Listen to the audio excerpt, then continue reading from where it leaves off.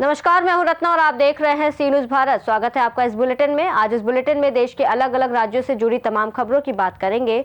तो आइए शुरू करते हैं खबरों का सिलसिला। सबसे पहले बात होगी मध्य प्रदेश के आगरमालवा की, जहां प्रशासन द्वारा श्री राम मंदिर धर्मशाला में अतिक्रमण हटाया गया। साथ ही बात होगी जोधपुर की, जहाँ राज्यपाल बागड़े ने JNVU में विशेष समीक्षा बैठक की। ऐसी ही तमाम खबरों पर विस्तार से चर्चा करेंगे न्यूज बुलेटिन में। नलखेड़ा नगर के श्री राम मंदिर धर्मशाला में अतिक्रमण को शासन प्रशासन द्वारा हटाया गया। ये कार्रवाई आगर जिले की कलेक्टर प्रीति यादव के आदेश पर की गई, जिसमें तहसीलदार, थाना प्रभारी और अन्य संबंधित प्रशासनिक अधिकारी और कर्मचारी मौजूद रहे। अतिक्रमण हटाने की प्रक्रिया सुचारू रूप से संपन्न कराई गई और मंदिर परिसर को सुरक्षित और व्यवस्थित करने का प्रयास किया गया। नलखेड़ा से सी न्यूज संवाददाता इमरान लाला की रिपोर्ट।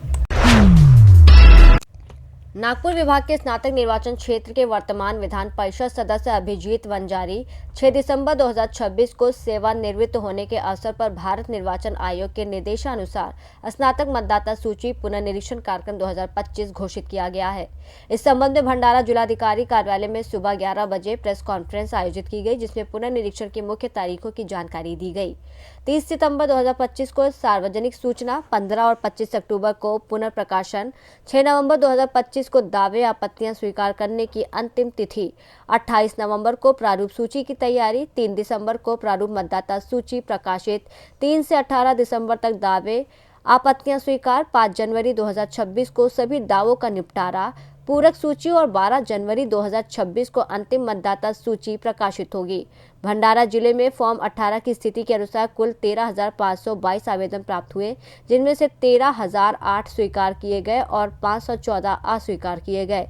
सभी सुधार 12 जनवरी 2026 की अंतिम सूची में शामिल किए जाएंगे। फॉर्म 18 ऑनलाइन और ऑफलाइन दोनों प्रकार से निरंतर स्वीकार किए जाएंगे। भंडारा से सी न्यूज संवाददाता निश्चल येनोरकर की रिपोर्ट। झांसी में डिविजनल बार एसोसिएशन झांसी मंडल का शपथ ग्रहण समारोह आयुक्त झांसी मंडल विमल कुमार दुबे के मुख्य आतिथ्य और एल्डर्स कमेटी के चेयरमैन प्रकाश चंद्र जैन की अध्यक्षता में आयोजित हुआ। आयुक्त सभागार में हुए इस समारोह में अपर आयुक्त प्रशासन उमाकांत त्रिपाठी, अपर आयुक्त और उपायुक्त खाद्य विनय कुमार, रिटायर्ड IAS उमेश सिंह यादव सहित अन्य गणमान्य व्यक्तियों ने भाग लिया। कार्यक्रम की शुरुआत मां सरस्वती के चित्र पर माल्यार्पण और दीप प्रज्वलन से हुई, जिसके बाद नव निर्वाचित पदाधिकारियों को आयुक्त ने शपथ ग्रहण कराई। समारोह में चुनाव समिति के सदस्यों का माल्यार्पण, श्रीफल और शॉल देकर सम्मानित किया गया। आजीवन उपलब्धि सम्मान के तहत सीताराम श्रीवास्तव, मनोहर लाल वाजपेयी और ब्रिज किशोर माहेश्वरी को सम्मानित किया गया। इसके अतिरिक्त संजय खरे, नवीन माहेश्वरी, रजनीश वाजपेयी, राम सिंह जादौन, अनिल श्रीवास्तव और विनय गुप्ता को राजस्व न्यायालय में उत्कृष्ट वकालत के लिए सम्मानित किया गया। इस अवसर पर अध्यक्ष देवराज सिंह कुशवाहा, महासचिव लक्ष्मी प्रसाद यादव सहित सभी पदाधिकारी और सदस्य मौजूद रहे और कार्यक्रम का संचालन राम सिंह जादौन और लक्ष्मी प्रसाद यादव ने किया। लायक सभागार में हमारा जो नई कार्यकारिणी का शपथ ग्रहण समारोह हुआ, बड़ा शानदार हुआ। आज इस समारोह की अध्यक्षता श्री विमल कुमार दुबे, हमारे माननीय आयुक्त महोदय मुख्य अतिथि रहे और विशिष्ट अतिथि के रूप में हमारे अपर आयुक्त श्री उमाकांत त्रिपाठी जी, अपर आयुक्त न्याय प्रियंका जी, हमारे DC फूड जी और एक हमारे रिटायर IAS जो मध्य प्रदेश शासन से सेवानिवृत्त हुए हैं वो रहे और हमारी पूरी कार्यकारिणी, हमारे सभी सीनियर अधिवक्तागण सभी लोग उपस्थित रहे। शानदार कार्यक्रम हुआ।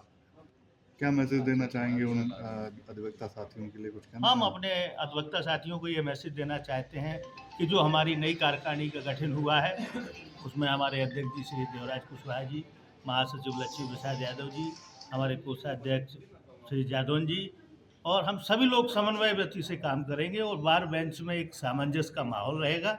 इसीलिए जो है सब लोग मिल के काम करना है। हम लोगों का शपथ ग्रहण समारोह डिवीजन बार एसोसिएशन का सफल समारोह हुआ, जिसमें मुख्य अतिथि हमारे मंडल आयुक्त श्री विमल कुमार दुबे रहे और अपर आयुक्त उमाकांत त्रिपाठी, प्रशासन व अपर आयुक्त न्याय प्रियंका, तीनों विशिष्ट अतिथि में उमेश कुमार सिंह पूर्व IAS रहे। अगर बात की जाए आपके संगठन में जो अभी आप लोग हाल ही में जीत के आए, नवनिर्वाचित हुए, प्राथमिकताएं किन किन चीज़ों पर रही हैं? हमारी प्राथमिकता बातकारियों के हित में उन्हें न्याय मिले इस पे रहेगी। डिवीजन बार एसोसिएशन की बिल्डिंग के ऊपर और इस बार ज़्यादा मेंबर हो गए हैं तो उनके लिए कमरों की साफ सफाई और पार्क की, ये मुख्य हमारी प्राथमिकताएं प्राथमिकता रहेगी। और सफाई है कि हमारी डिविजनल बार एसोसिएशन के जो नवनिर्वाचित पदाधिकारीगण थे, आज उनका शपथ ग्रहण समारोह यहाँ हुआ है। और मैं समझता हूँ कि झांसी मंडल की जो डिविजनल बार एसोसिएशन है और उनका जो समन्वय यहाँ के पीठासीन अधिकारियों के साथ है, वो लगभग संपूर्ण उत्तर प्रदेश के लिए अनुकरणीय है। और इसका सबसे बड़ा कारण ये है कि लगभग 20 माह के मेरे लंबे कार्यकाल में मैंने एक भी दिन इस डिविजनल बार एसोसिएशन की कोई हड़ताल नहीं देखी। इनके जो नवनिर्वाचित पदाधिकारीगण हैं, उनसे मैंने यही अपेक्षा करी और उनसे ये अनुरोध भी किया है कि जिस प्रकार से पूर्ण समन्वय के साथ हम लोग वादकारियों के हित में निर्णय ले रहे हैं, उस परंपरा को ही ये लोग आगे बढ़ाएंगे। और हम दोनों बार और बेंच मिल कर के झांसी मंडल के समस्त वादकारियों को ये आश्वस्त करते हैं कि यहाँ से आपको त्वरित न्याय मिलने की जितनी भी प्रक्रियाएं हैं, हम उनका अक्षरशः अनुपालन करेंगे। ये डिविजनल बार एसोसिएशन का शपथ ग्रहण समारोह था हमारा, और हमारी जो कार्यकारिणी चुनी गई है, बड़ी शानदार कार्यकारिणी है। इसमें सारे जितने भी हमारे नए पुराने लोग हैं, बड़े जुझारू हैं और बड़ा बढ़ चढ़ के बढ़िया काम करते हैं। आज कमिश्नर साहब ने क्या मांग रखी है? मैंने जो कमिश्नर साहब से ये कहा कि जो समस्याएं हैं हमारे डिविजनल बार एसोसिएशन में, एक्चुअल में क्या है कि संख्या हमारे अधिवक्ताओं की बढ़ गई है, और जिससे क्या है कि वहाँ जो सिटिंग का मसला है, बैठने का उनका, तो उचित नहीं है, उतना स्थान नहीं है जितने हमारे अधिवक्ता बढ़ गए हैं।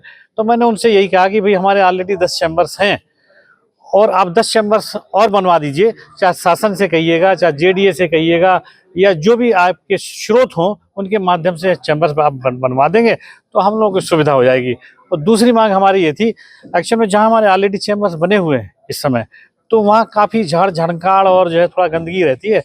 तो मैंने उनसे प्रपोजल रखा कि भाई आप वहाँ बढ़िया गार्डन बनवा दें, तो एक अच्छा वातावरण होगा, प्राकृतिक सुंदरता होगी। ये हमने विशेष रूप से उनसे बातें की हैं। और न्याय की जहाँ तक बात है, तो वो स्वयं इतना न्यायप्रिय हैं कि उनसे उस विषय में कुछ कहना तो उन्हें उचित नहीं होगा। और वो बहुत अच्छे व्यक्तित्व के आदमी हैं और न्यायप्रिय व्यक्ति हैं और न्याय ही करते हैं। इवन मैं भी चला जाऊँ उनके पास कि आप ये मुकदमा कर दीजिए, तो वो ये कह दें कि इस मुकदमे के अलावा कोई बात हो अध्यक्ष जी तो बता दीजिए। इतने न्यायप्रिय हैं, किसी के दबाव में नहीं, किसी कुछ नहीं।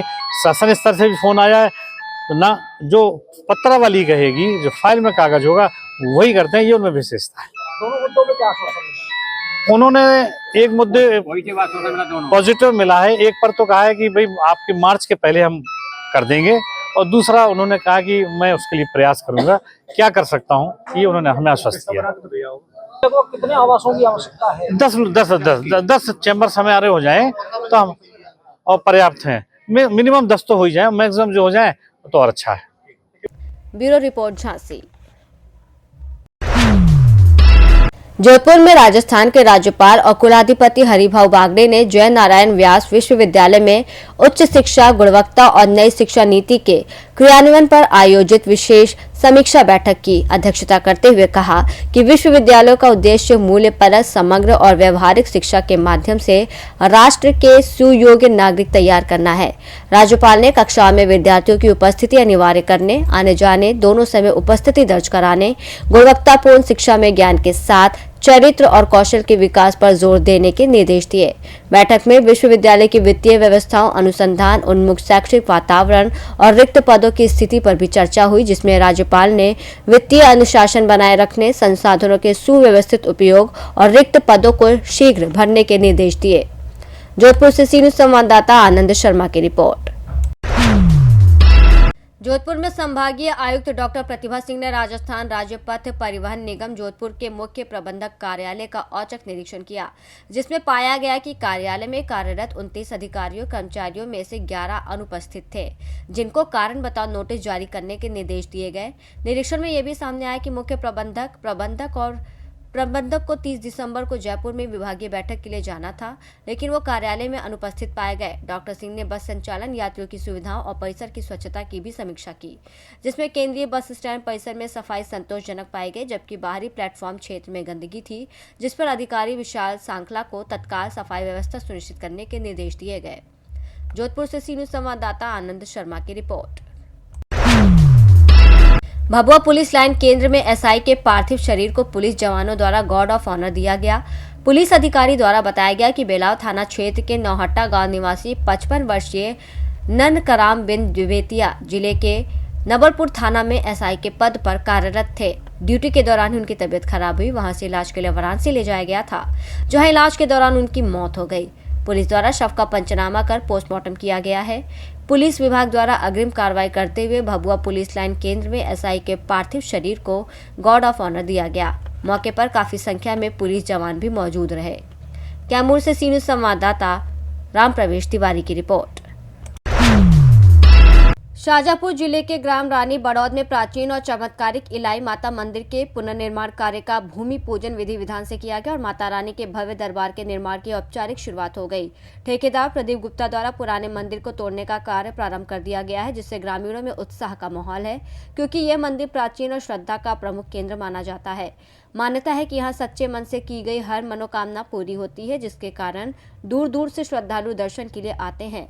भूमि पूजन कार्यक्रम में पुजारी अमृतलाल नाथ, सूरज सिंह नाथ, पूर्व कृषि उपज मंडी अध्यक्ष चंद्र सिंह मेवाड़ सहित बड़ी संख्या में ग्रामीण जन मौजूद रहे। ग्रामीणों का कहना है कि नए स्वरूप के बाद मंदिर धार्मिक पर्यटन के मानचित्र पर और महत्वपूर्ण स्थान प्राप्त करेगा। शाजापुर से सी न्यूज संवाददाता रमेश राजपूत की रिपोर्ट।